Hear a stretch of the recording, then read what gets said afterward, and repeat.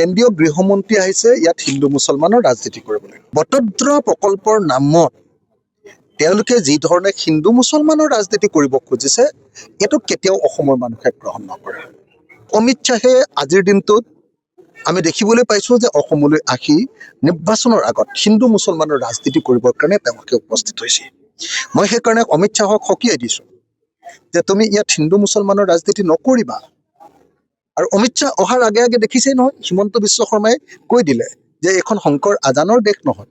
কেন্দ্ৰীয় গৃহমন্ত্ৰী আহিছে ইয়াত হিন্দু মুছলমানৰ ৰাজনীতি কৰিবলৈ। বটদ্ৰ প্ৰকল্পৰ নামত তেওঁলোকে যি ধৰণে হিন্দু মুছলমানৰ ৰাজনীতি কৰিব খুজিছে এইটো কেতিয়াও অসমৰ মানুহে গ্ৰহণ নকৰে।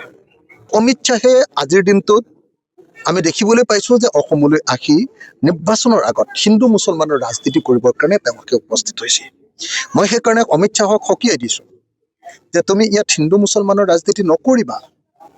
আৰু অমিত শ্বাহ অহাৰ আগে আগে দেখিছেই নহয়, হিমন্ত বিশ্ব শৰ্মাই কৈ দিলে যে এইখন শংকৰ আজানৰ দেশ নহয়।